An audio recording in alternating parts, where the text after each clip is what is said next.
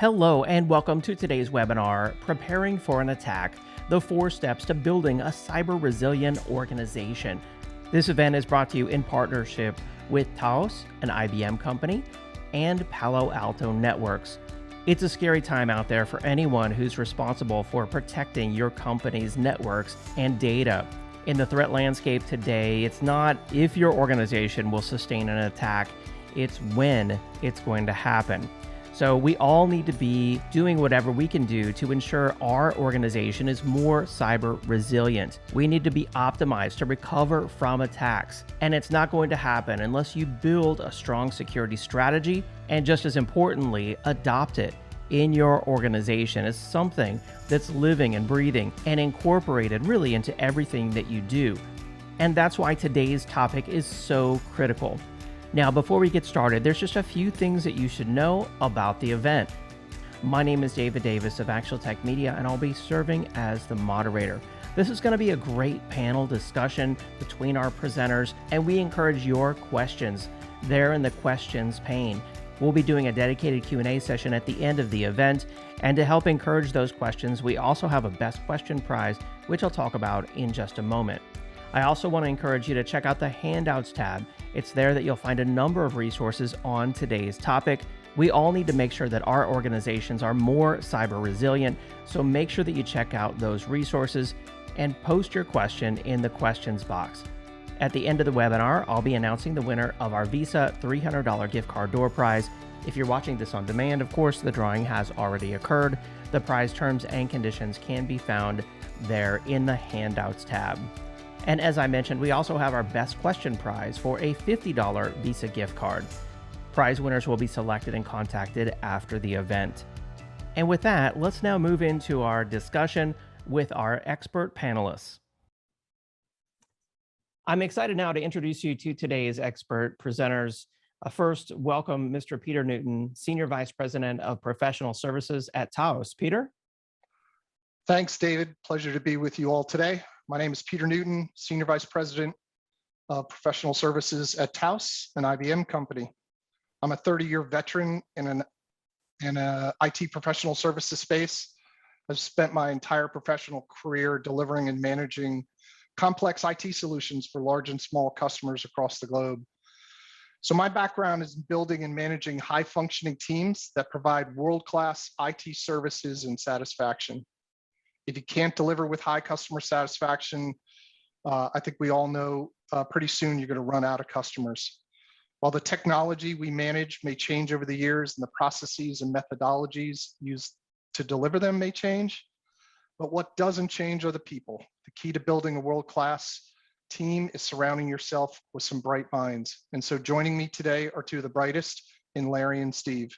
I tell my team all the time that our customers remember the people more than they will remember the technology solution that we delivered. So with that, Larry, why don't you introduce yourself, followed by Steve. Thanks, Peter. My name is Larry LaBas. I'm the security practice leader for Taos and IBM Company. I've been working in security and operations for about 30 plus years at international companies and the Canadian military.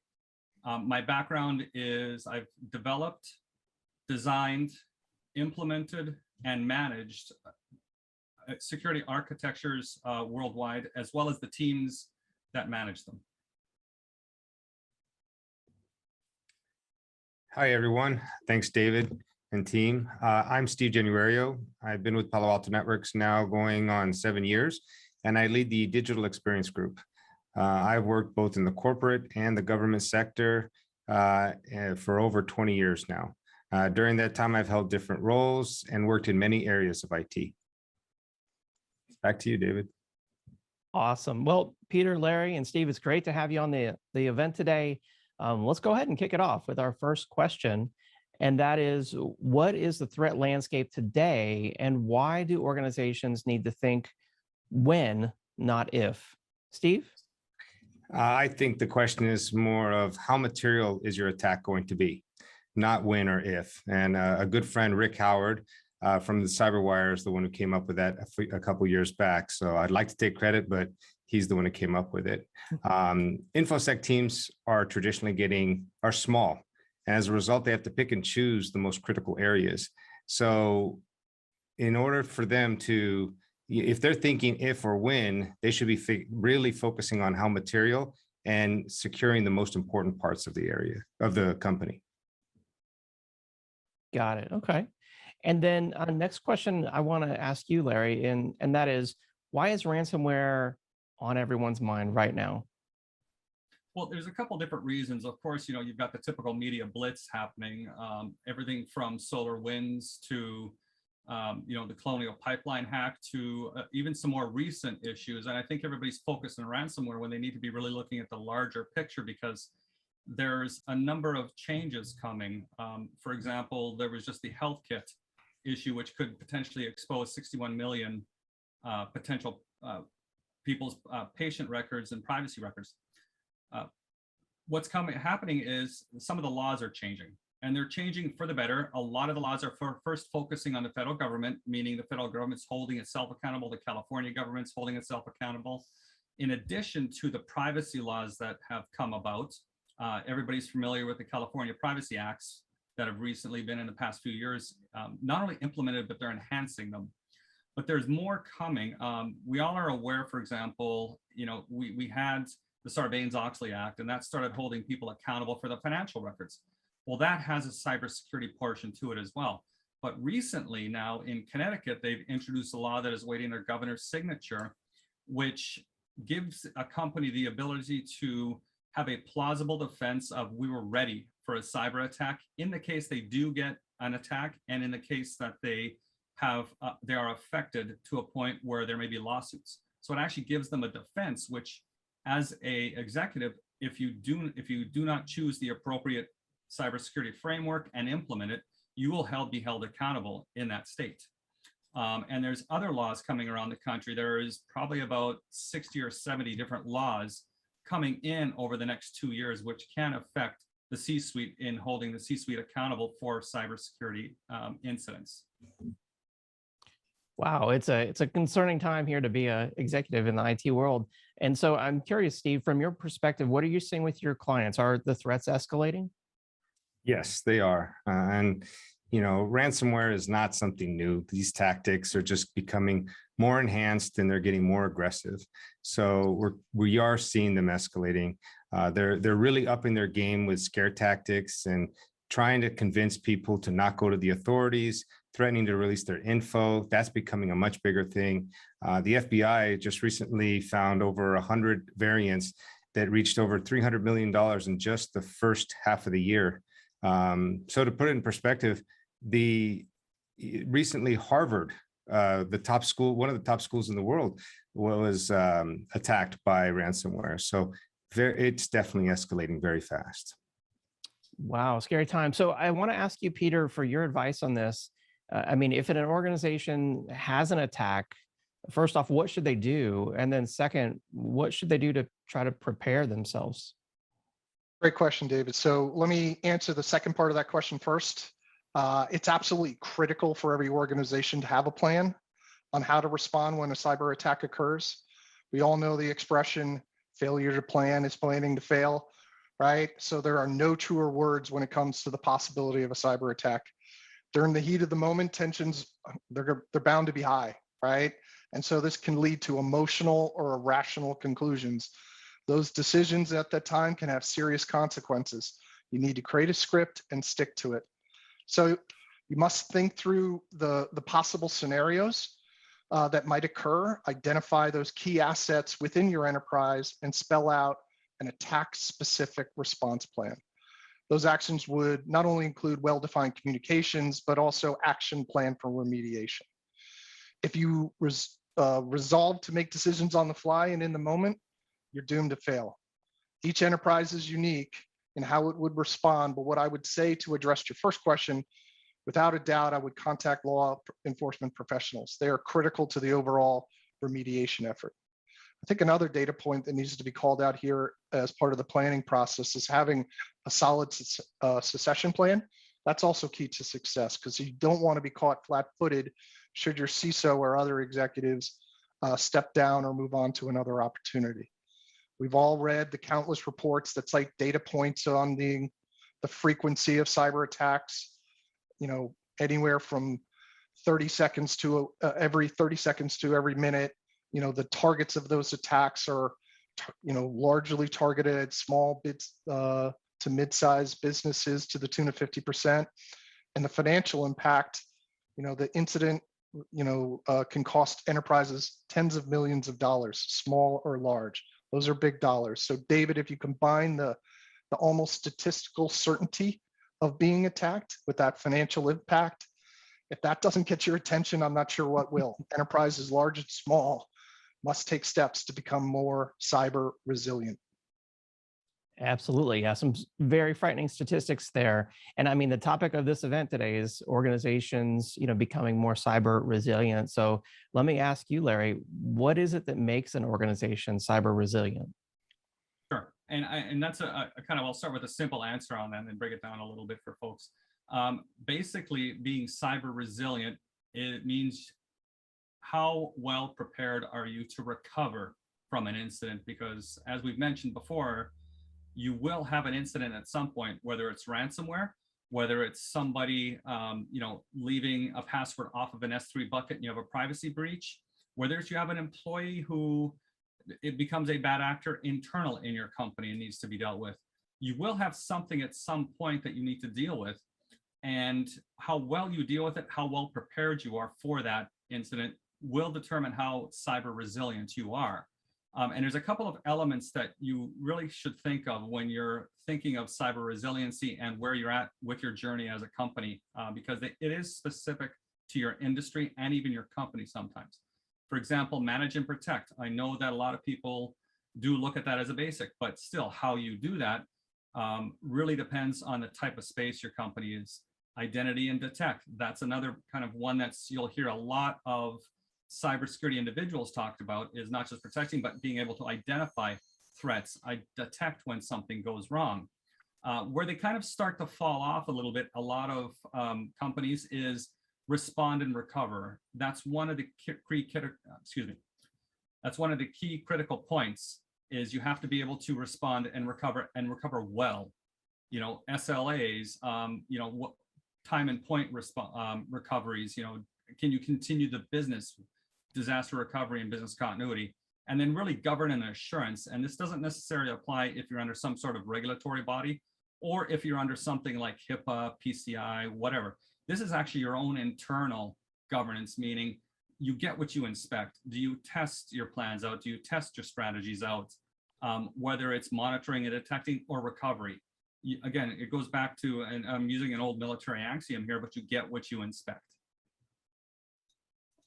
Well said. Very well said. Peter, maybe you can give us some kind of actionable steps to building a cyber resilient organization.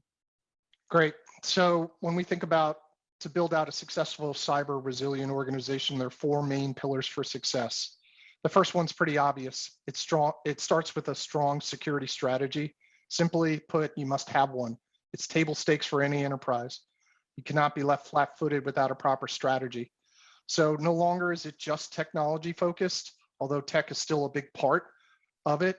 The strategy must work in concert with the business teams to strengthen and increase the resilience of the organization as a whole. So you need to be able to level that playing field with those attackers, pushing back and fending off like never before.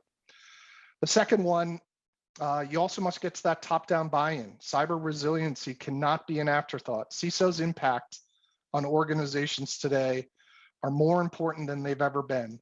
They need to be equal parts transformational as they are operational. So with the onset of COVID, businesses accelerated their investment plans to further digitize their company. And as such, companies are increasing their risk profile. Every company must be prepared. Third step, develop a well-defined training plan to push for adoption. It must be ingrained into the DNA of every company. The training plan is not just a one-off for the new employees. It must be reinforced with the current employees as well on minimally an annual basis. And last, and certainly not least, companies must address closing the skills gap in the enterprise. Surveys show that the investment in cyber resiliency is on the rise. Those investments are in the form of projects and staff.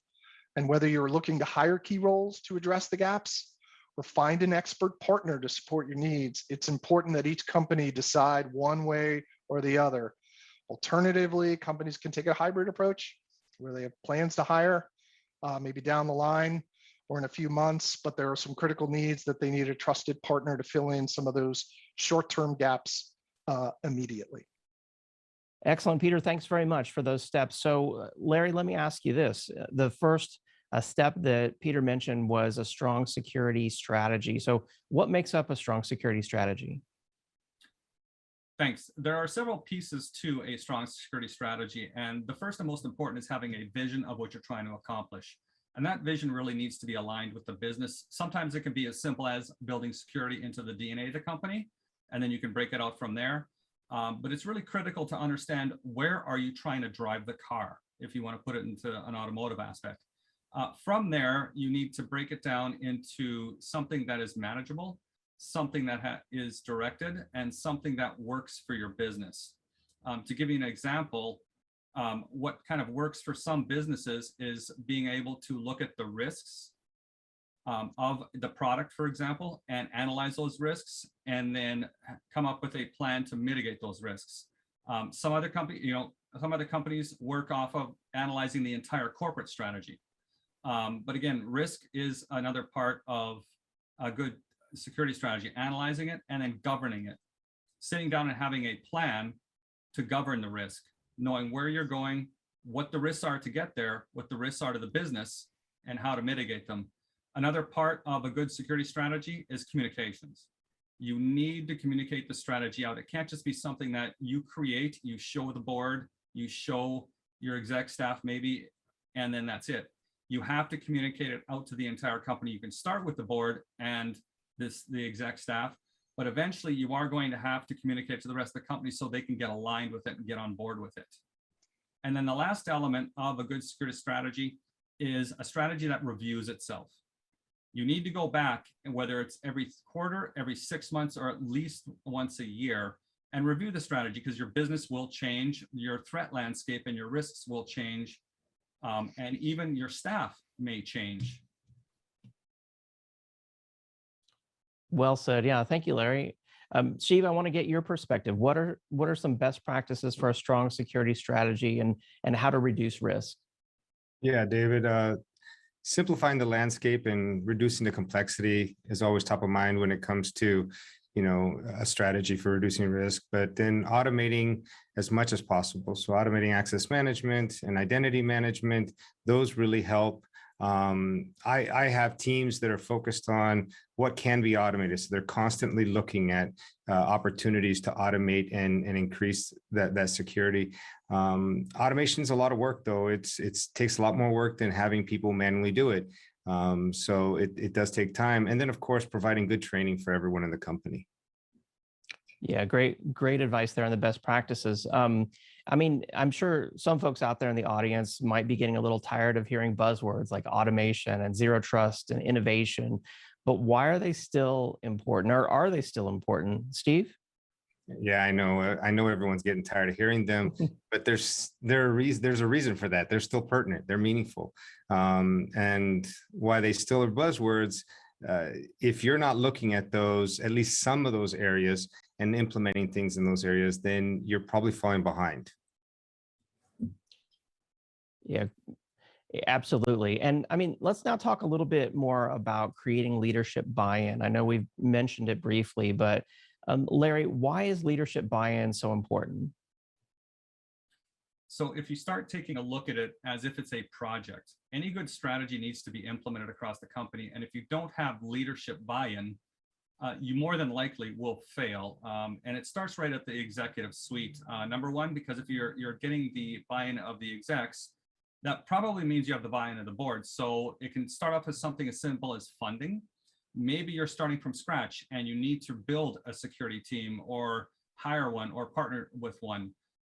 Again, it can start with the financial means to do that, getting the budget approvals, but also at some point you're going to have to be implementing strategies and change in the company. And that's where it really gets critical, because some companies change, they adapt to change very easily. As long as it's explained and communicated well, they will adopt it, especially if you're in security and say, well, security is here to enable the business. We're here to help. If you approach it that way, some companies work great. Some other companies, it is much more difficult to enable change. And sometimes you will need that executive suite to stand behind the program or strategy and say, this is where we're going.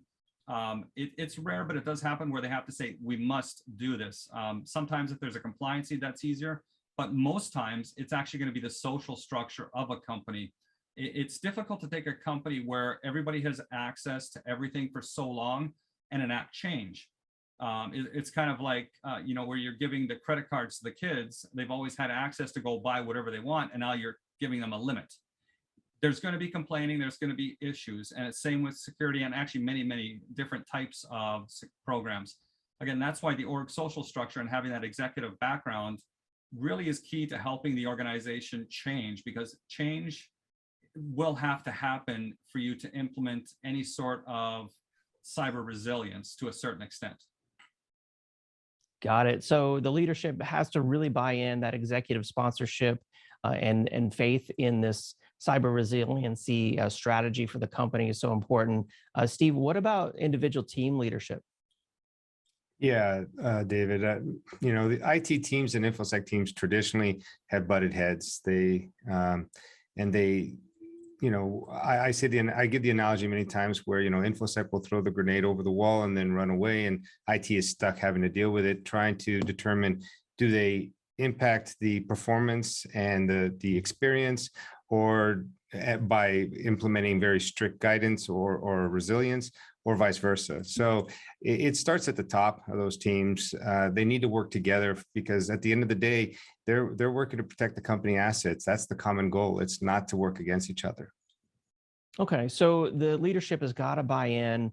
But I mean, I'm curious, Peter, what can we provide, say, as IT professionals to help leadership really understand the importance of this?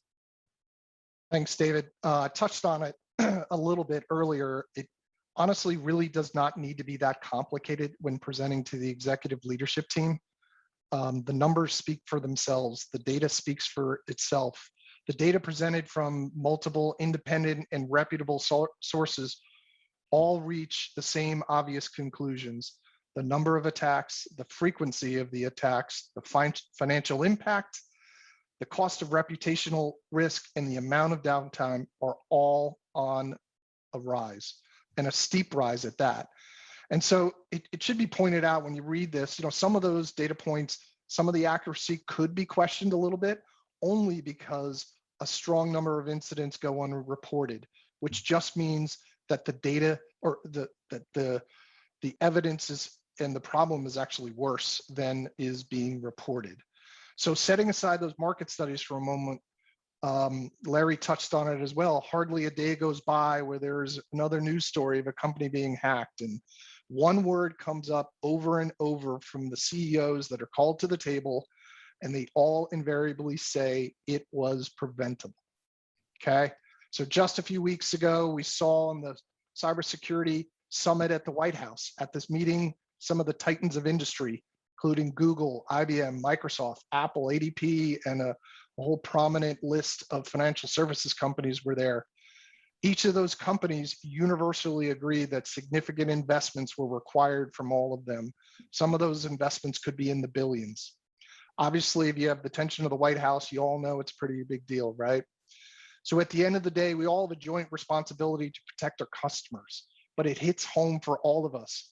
Not only do we service customers in our respective enterprises, but we're all customers as well, right? Every day, you and I, we each put our personal trust in companies to keep my information safe and secure. So David, with all of this self-justified information at our fingertips, how can any company rationalize that they shouldn't take action? Absolutely. Yeah. I mean, billions of dollars are on the line, our personal information. Let's move on now and talk about training to optimize adoption. Larry, what kind of training do people need, and what are some examples that you've seen work? Well, there's different levels of different training, because really, if you think about the life cycle of an employee from the time they start in an industry to the time they end, we have a limited number of people with, I call that mid-level or senior training or experience. And what we're doing now is, as a country, we're starting to fill the gap of really the beginning part, because you have to have the basics before you can move upwards into the chain. So a lot of the basics people focus on are the technical areas, you know, how to hack, how to pen test, how to run different tool sets, you know, read a SIEM, read logs. But what they don't start at the beginning is a lot of the soft skills, I call it, a lot of project management skills, for example, how to communicate to the business, how to listen to the business requirements, or in some cases, translate them. So we really focus on the technologies. And even as you get into the mid-level and senior, sometimes you have to learn these lessons the hard way. There's a few that I've learned myself along the way of the soft skills, especially around listening to the business requirements, because if you don't listen to them and understand them, you might get them wrong, which then is going to introduce risk to the company. So starting at the beginning with some of the soft skills, and as definitely as you're in the mid-tier or into the senior tier, again, go get the soft skills. Yes, keep up your technical skills, but go get the soft skills, get with other architects, get with other VPs, directors, get a mentor sometimes and say, well, this is where I want to go. This is what I'm seeing. How do I react to it? That can be really valuable as you grow and really help fill the skills gaps, because it's not just technical. Yeah, you make a great point. There's so much more to it than just the technical skills. The soft skills are so important. I mean, we've seen that phishing is really the #1 way that hackers get into organizations with these types of attacks. Steve, what's the best way for companies to address phishing? Yeah, you're right. The amount of attacks are definitely outpacing the ability to protect. Last year, I think it was around 80% of phishing attacks were successful. Now it's around roughly 61%.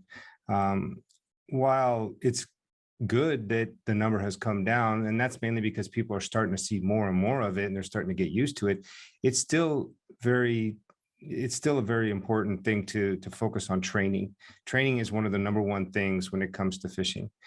Then comes finding the right partner and vendor to ensure all the areas that are of importance are protected. Absolutely.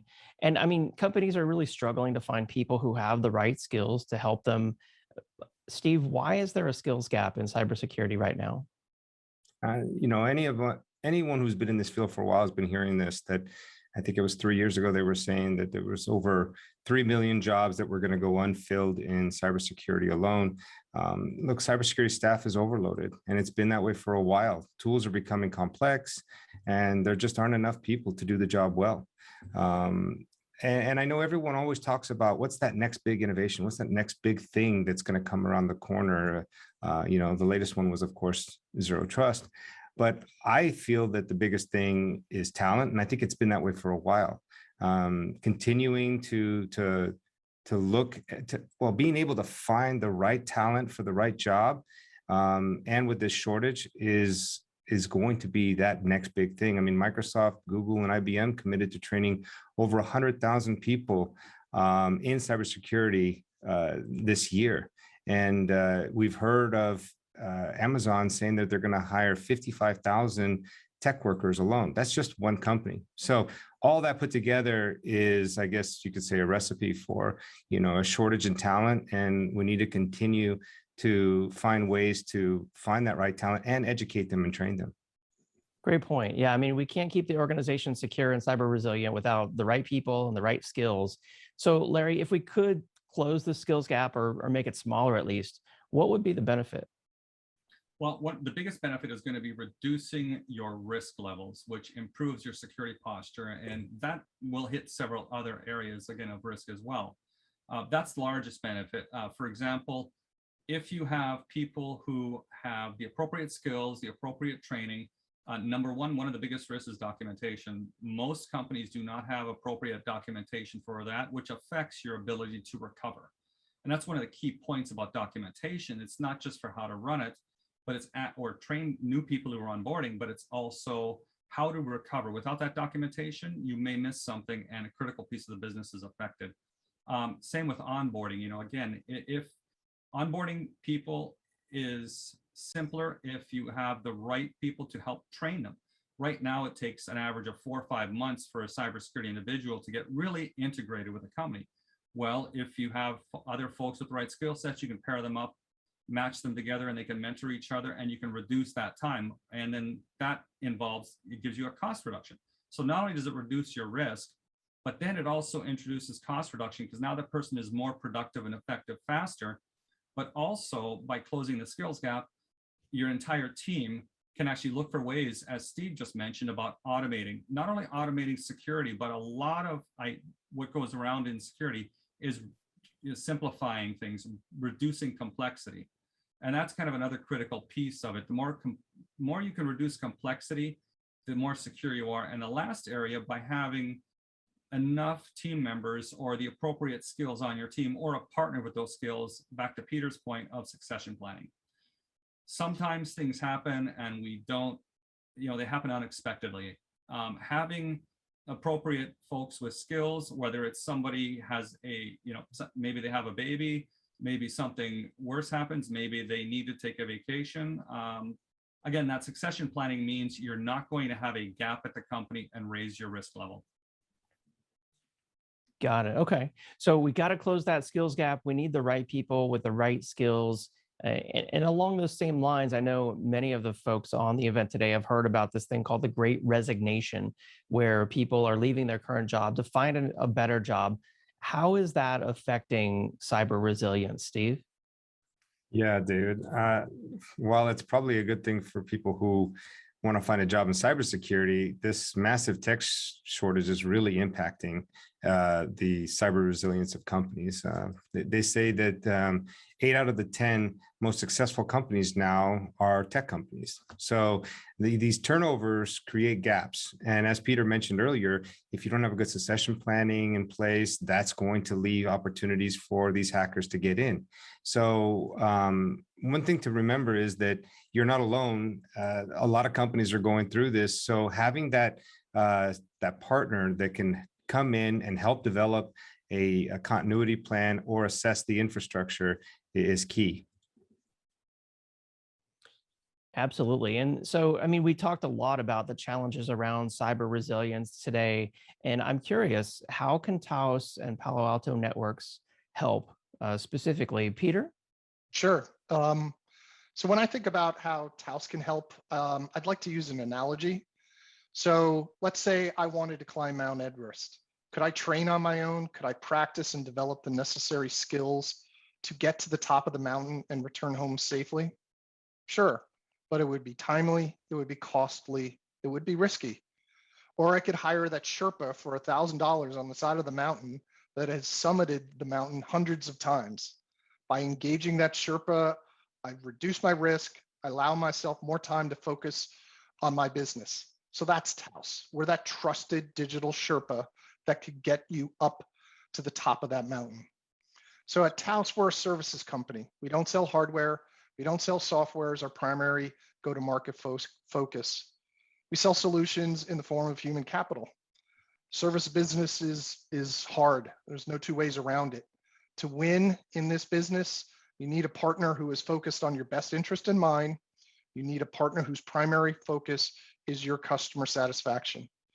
We here at Taos, we focus on delivering repeatable solutions steeped in strong methodology, all built on a foundation of experts that are delivering on that technology industry that are focused on emerging technology. Taos embraces a mindset of always learning. We invest in our team members to prepare ourselves for what's next.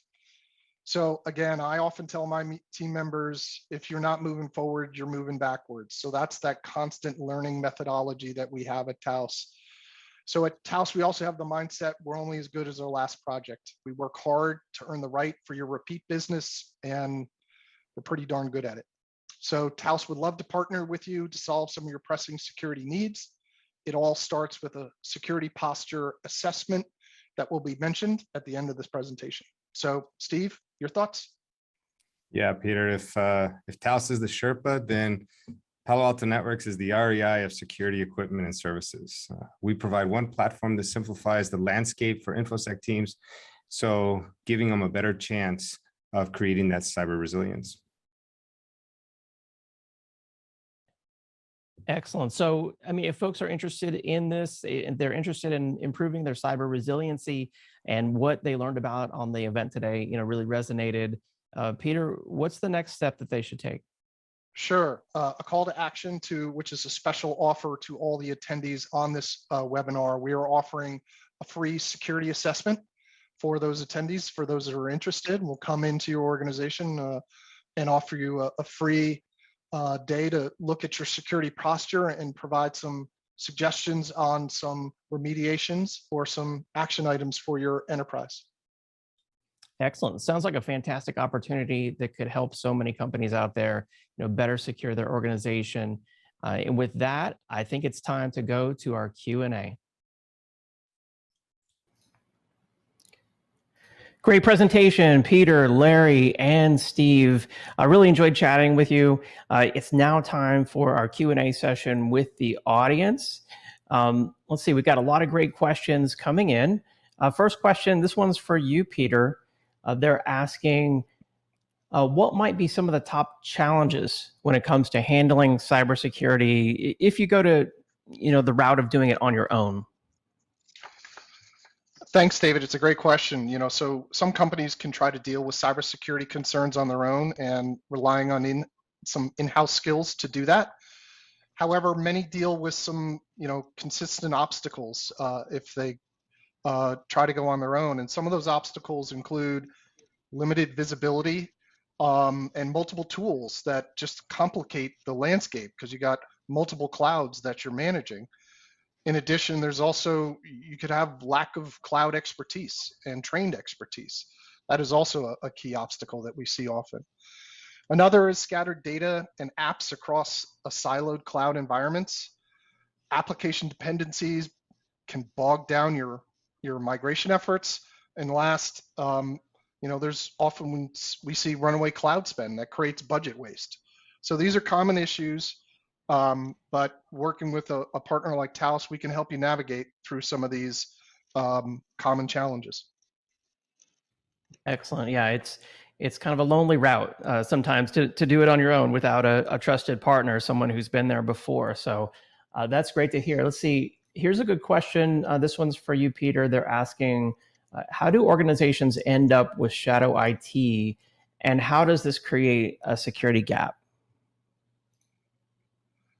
I think I'm going to punt that over to Larry and ask Larry to respond to that one. Sure. The way companies end up with shadow IT, and it's very, very common, and it goes back, if you figure the past 20 years, it's always been an issue, is really because the company or the department is not meeting the company's business or seen as a blocker.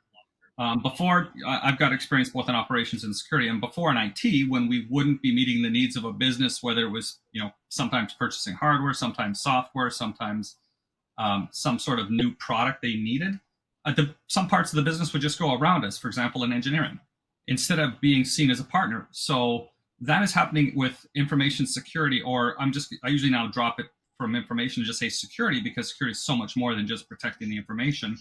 But that is happening today because a number of security groups are still seen as the department of no. And that's what IT used to have. And really, we need to become the department that's known as the business partner. When that happens, you probably will never get rid of shadow IT, but you will see a definite reduction in that.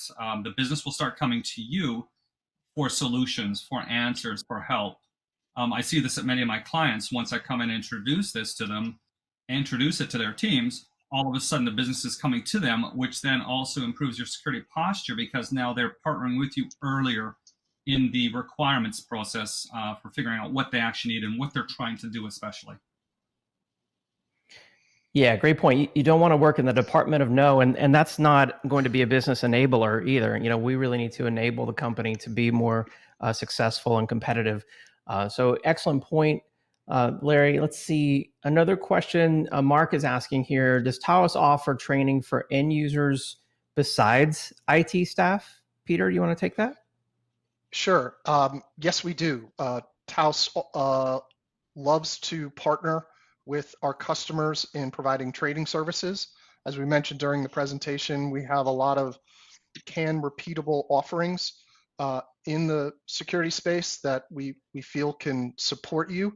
But we also know the importance of making you self-sufficient at the end of the day, and training is a big part of that. And so training is often embedded in our service proposals as our customers see fit. Excellent. Yeah, that training is so important when it comes to preventing security incidences. So it's great to train not just the IT staff, but also the users.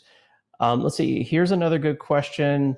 Maybe this one's for you, Larry. They say there's a lot of focus in security on the technology and tools, but is that the most important thing? In reality, it's not. It is a very important thing. So I don't want to sit down and lay how important it actually is.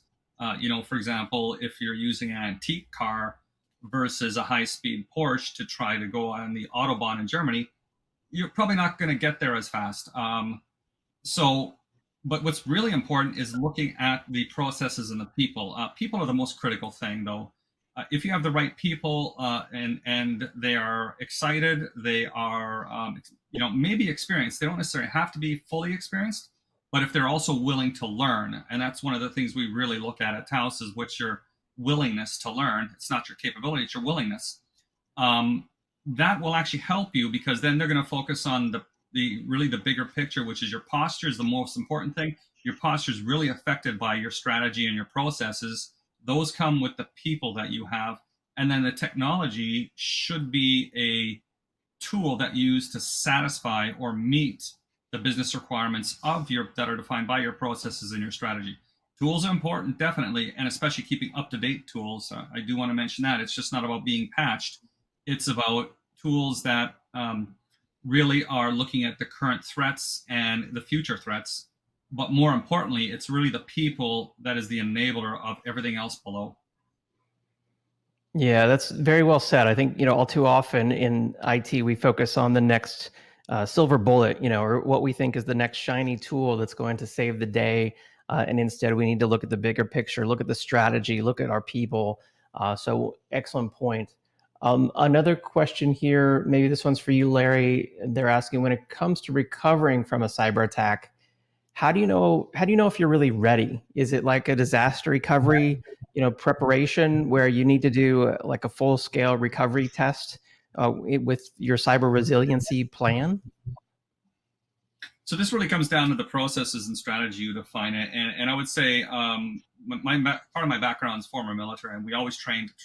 So training and testing is critical. So running, whether it's just a tabletop exercise or running a full test, running those will help find deficiencies. For example, maybe you're simulating that we have that huge earthquake here in the Bay Area, or maybe the middle of winter, that huge snowstorm in the Syracuse, New York area takes out the power grid.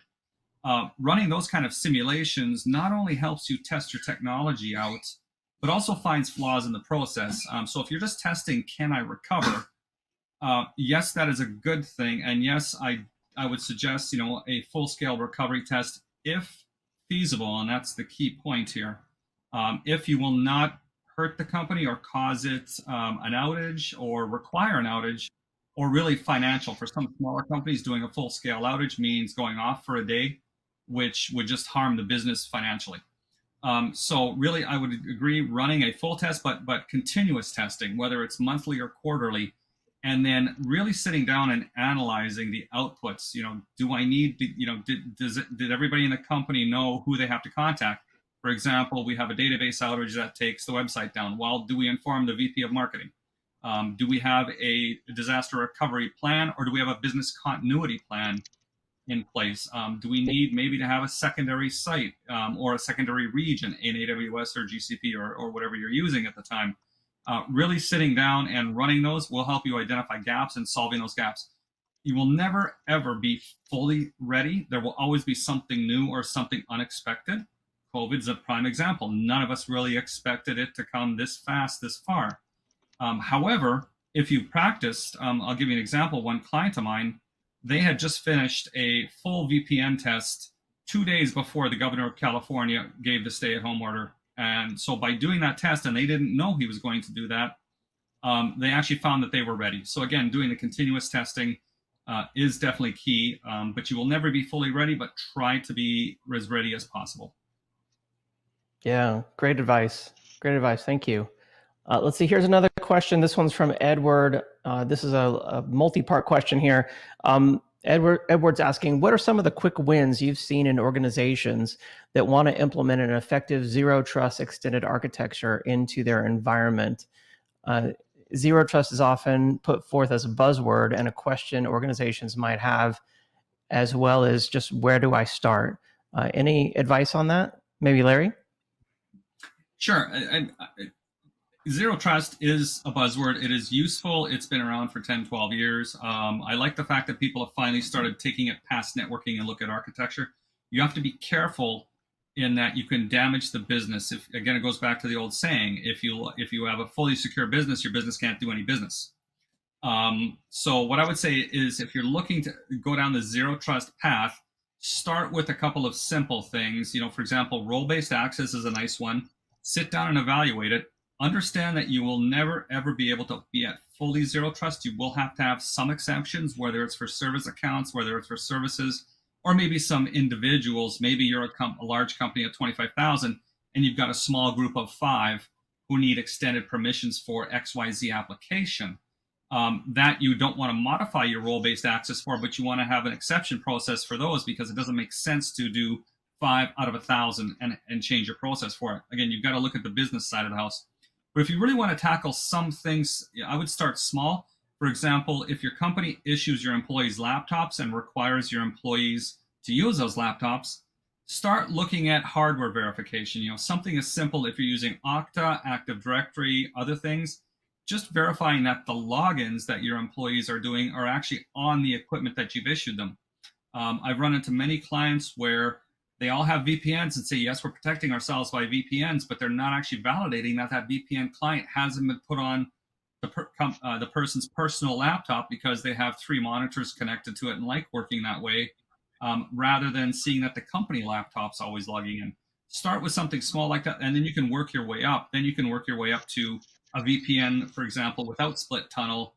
I do like Palo Alto's Prisma Access, because if you do no split tunnel, you can actually send all the traffic there, scan the traffic, put controls around it, control who has access to your cloud infrastructure, for example, AWS versus not. Finance doesn't need access to AWS, to give you an example. They just need access to either Google or Microsoft drives, or Salesforce, or whatever you're using. Maybe you're using QuickBooks or using something a little more enhanced. So again, choose some smaller areas to start your journey. But in the meantime, that will give you the knowledge of what your zero trust strategy and your vision looks like, because you can do the architecture, but if you don't have a strategy and vision down, you may actually end up hurting the business and then having to go back and starting from scratch. Yeah, I'd like to add a little bit to that too. I think it was Edward who asked the question. I think, Edward, the first thing I would focus on is really identifying what the crown jewels are. What's the most important thing to protect first? And once you've identified, let's say, maybe even break it into tiers. You pick however many, 4 or 5 tiers. If it's in tier 1 and it's the most important thing, well, that should have either 3 or 4 factors of authentication. Meaning, if I'm, let's say, accessing my source code, it needs to have my Okta, I need to be on a company computer, not a personal computer. It needs to identify that, and it needs to also have VPN on. It needs to see that I'm coming in through VPN. That's just one way. If it's something like an intranet site that's just about some activities that we're having, maybe that's not as critical. So 2 factors enough, and it doesn't matter if they're on a personal computer or not. So I think first identifying those areas, the most important thing from the most, and then categorizing them will help you identify the zero trust and the level of authentication for each of them. Yeah, great advice. Thank you. Let's see. Another question from Jody, who's asking, Peter, do you do these assessments, or I assume you have a team of folks out there that work with you to do these assessments? What can you tell us? Sure. Yes, you're exactly right. I have a team, a very deep team that we can bring to the table. Larry's the leader of that organization, but he's also representative of the type of leaders that we have in the security space. And so it's with that group that we will deliver these assessments. I think I saw another question in there that I'll address right now, which talked about what happens in these free security assessments. And there's a link in the handouts folder if you want to go to our website to read more about it. But pretty briefly, we'll bring a team of experts to the call. We invite you to bring your key leaders in your IT and your business organizations that are responsible for those crown jewels, if you will.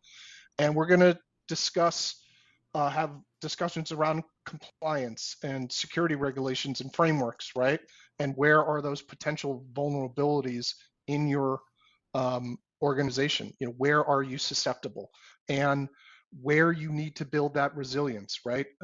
What we will leave you with is not just a set of thoughts around where your holes are. We're going to help you with the what's next. Where do I start? That's part of what we can help advise to you as to how do I get started and where should I focus my time and energies first.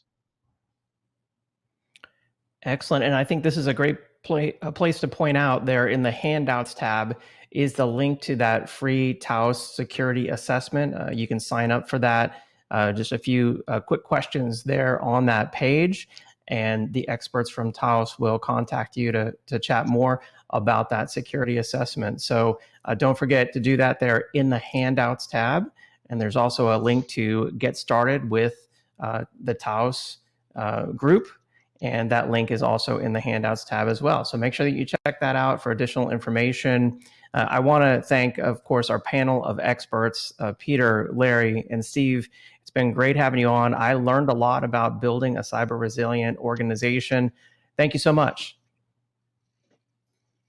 Thank you. And thanks to Taos, an IBM company, I should point out, and thank you, of course, also to Palo Alto Networks for joining us on the webinar today. And finally, thank you to everyone out there in our audience for being on the webinar. We'll see you next time. Stay safe. Have a great day. Bye-bye.